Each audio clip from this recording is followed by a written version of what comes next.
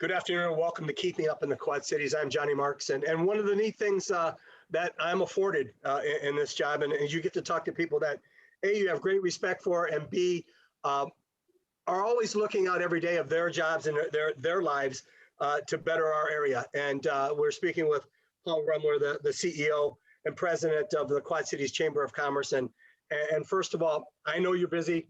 I'm grateful for your time. I know you're not playing golf today, which is pretty cool, but thank you for taking the time.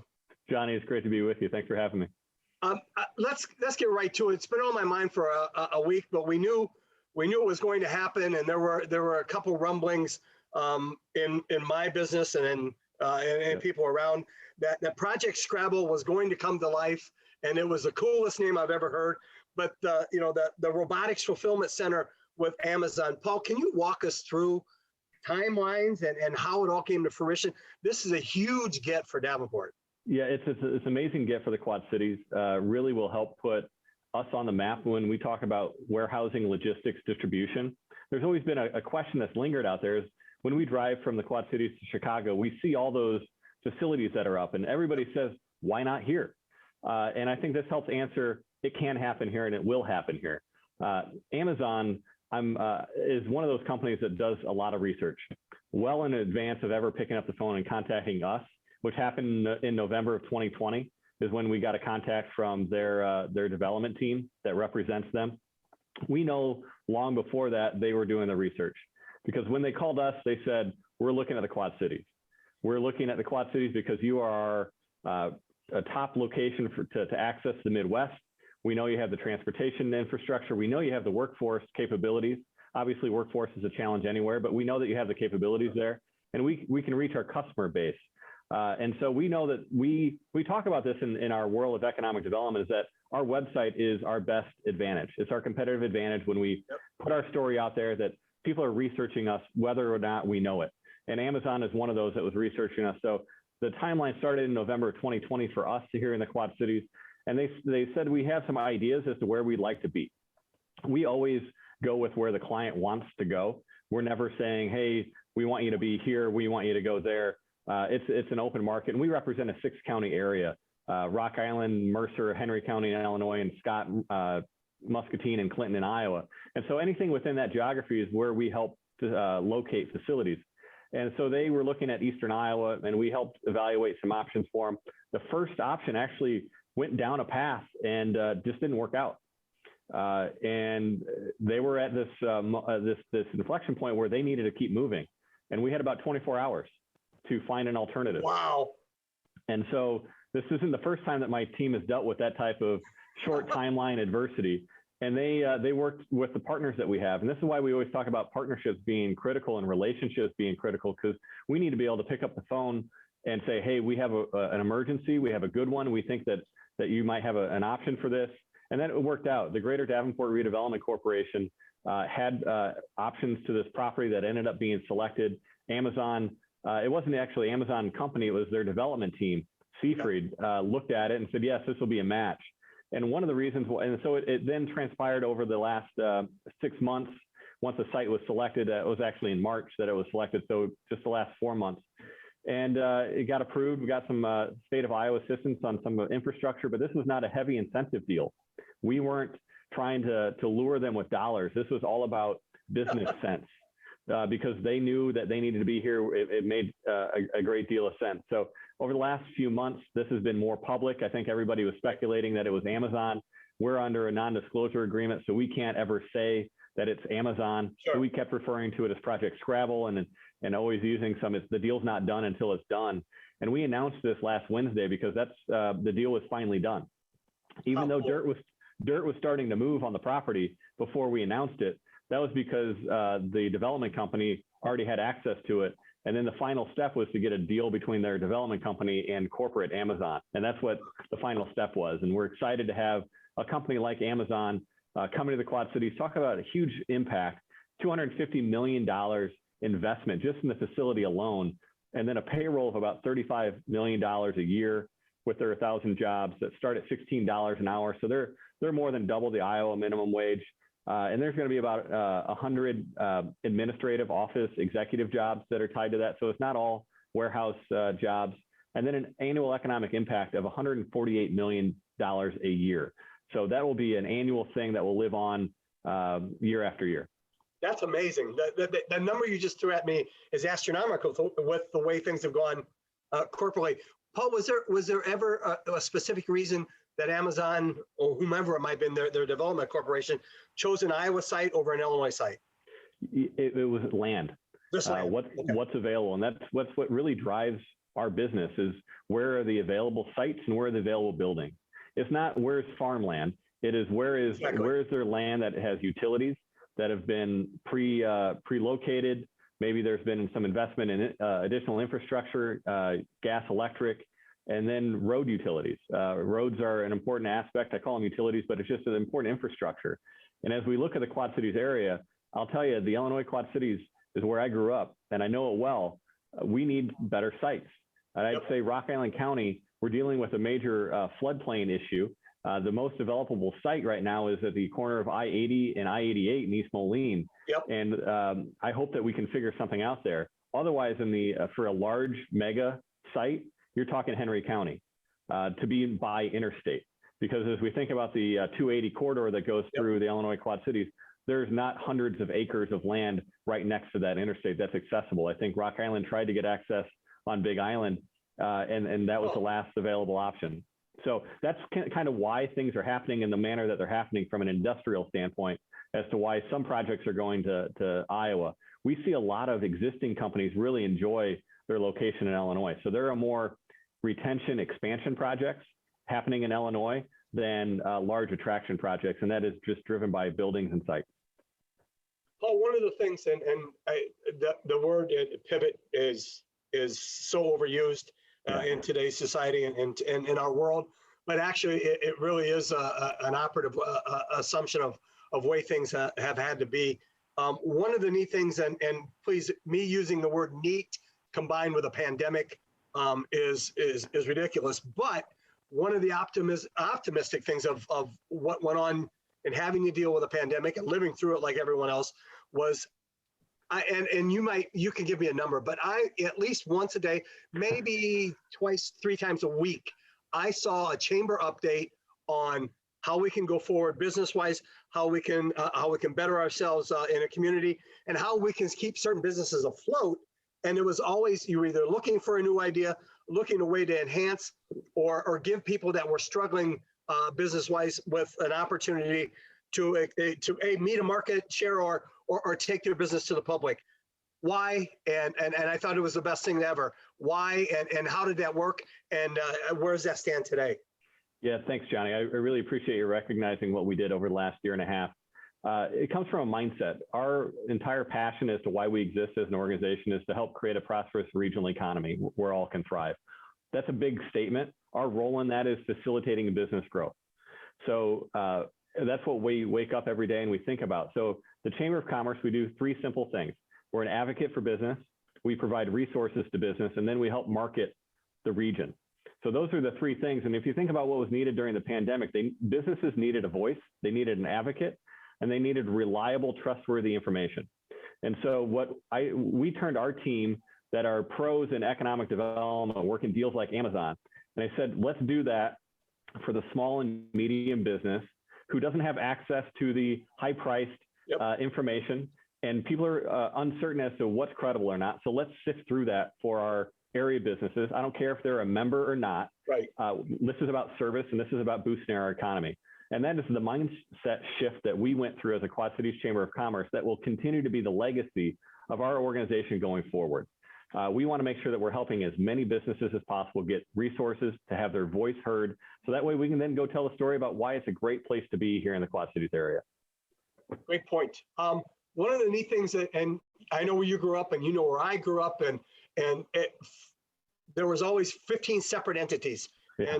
And that little creek in the middle always drove us all nuts. We about the Rock River, right? Yeah, great point. We could never take our foot and dab it in. Again, you don't need me to stroke you here, but I think that's one of the neat things that you guys, as a group, has done. And I have a specific question in just a minute. But how how did you bridge that gap? Excuse me, bridge that gap with coming to separating and allowing both sides to understand that the river is meant to be crossed? Yeah, absolutely. So we're 11 years into our existence of the Quad Cities Chamber, and it's not been an easy one. It's been a painful combination. We went from having 5 different offices, we're down to 1 finally, and we can service 6-county area through that one office. We used to have, a Bettendorf Chamber, Davenport Chamber, Illinois Quad City Chamber, obviously. And before that, the Illinois Quad City Chamber used to be the Moline Chamber, the Rock Island Chamber, the Upper Rock Island County Chamber, right? So that's who we are, has been this, over the last 50, 60 years, has kind of been pointing us in this direction. What I'm proud of at the Quad Cities Chamber is that we are now focused at placemaking. How do we develop places that inspire people to live and invest their lives? And so we've traditionally been involved in downtown Davenport. Because the Davenport Chamber used to have a downtown initiative. Exactly. We said, we can't just have one favorite child of our downtown. We believe in having all of our downtowns be as good as they can be. And we've seen the ebbs and flows of that. So Davenport was our historical partner. Bettendorf, we formed a relationship with about 4 years ago. We've been talking to Rock Island about what's going on there. And we had a new opportunity to partner with them and to dream about how downtown Rock Island can come back to be that leader that they always used to be. 30 years ago, Rock Island was the place to be. Yep. And so we aspire that all of our downtowns, and even whether or not they're part of our organization or not, we're working with Moline and East Moline and Silvis and LeClaire. We think that that's our competitive advantage in the Quad Cities area, is that we have multiple downtowns along the Mississippi River where other communities have one. So let's maximize our 4, 5, 6, 7 different locations. And I know, and the next question is, and I'll get right to it. What drew the kid from the Quad Cities back, and what was enticing about Grand Rapids, or what was very cool that brought you back home? Growing up in the Quad Cities. Yeah, thanks, Johnny. I always wanted to be here. I didn't know exactly what that would be after college. So coming back here in my mid-20s for a political opportunity that then turned into meeting people along the way like you normally do. And Rick Baker, my mentor who worked at the Illinois Quad City Chamber, pulled me into the chamber world. I've been in it now for 15 years. And he pulled me to Grand Rapids about 5 years ago. And from a professional standpoint, I needed to grow. I needed to get out and learn a different city, see some different experiences. And that was my commitment that I was making to myself professionally. My wife and I decided that it's time to take that leap and try to do something more. I had a goal personally to be a CEO of a Chamber of Commerce by the time I was 40. And so when I moved to Grand Rapids, I was 36. And so little bit did I know that I'd ever be recruited back to the Quad Cities area. And so that's a very special thing for me and my wife. We're both from the Quad Cities area, and we love it here, want to see it do great things. So I get to wake up every day thinking about how we improve the place that I grew up. And I want it to be a great place for generations to come to. Talk to me the perception, and we've always had that little guy, in which you shouldn't. Well, a community of 400,000 should not. I know we're all individual cities. I get all that, and I get everyone trying to move forward there. How are we perceived nationally? How are we perceived in a regional type setting, Paul? Again, and I read the figures. We are within 37 million people if you make that 300-mile the circle. We have everything. We have theater. We have professional sports. We have business opportunities abounding in the Quad Cities. How are we looked at? We aren't. Let me just be flat out honest with you. We have an amazing opportunity right here, right now, to go tell our story. And we need to make sure that we're investing as much as we can on telling that authentic story about why the Quad Cities is a special, unique place. Traditionally, we've talked to businesses about locating here. And say the Visitors Bureau, Visit Quad Cities, has talked to tourists about visiting here. There's a major donut hole in the middle that nobody's ever talked to people about living here.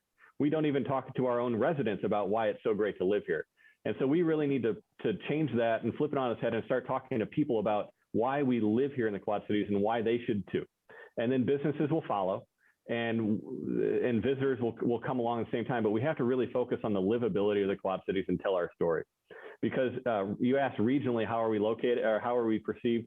We're perceived as many different localities trying to figure its identity out. Okay. And because of that, nationally, the Quad Cities is not known in a manner that it should be. Over the last 5 to 6 years, we've been making traction to get better known. but we really have an opportunity because, I mean, if you look around, we've made tremendous progress in all of our communities. And I think we have a great story to tell. So now's the time to go do it. Take opportunities like what the John Deere Classic presented us last week, what Bix 7 will present us here in a few weeks, Amazon, and all the other the things that are happening here are colleges and universities, and really leverage that connection like what I had to the Quad Cities, because I know that there are thousands more people that grew up with a connection or attended a college here that have a love for our area, that we can just go tug at those heartstrings and tell them that they can have that great quality of life, raise their family here, and enjoy a great place, and they'll come. Paul, can we get past that despite being two states? Yeah. During COVID, I was eager to see the two governors work together. It was impossible for businesses that worked in both states. It put one at a disadvantage to the other. And I'm not talking about who I thought was right or who I thought it was wrong, because they had two different approaches. I'm not even talking about what their approach was. Just the fact that we had two different approaches was problematic. But then I got over it because we have two different states. We have two different laws. We're used to that here in the Quad Cities. We can make it through. It just makes it more complicated. So I think that we're a resilient bunch. We can navigate complication. But our job, the Quad Cities Chamber, is to identify the complication and try to reduce it as much as possible.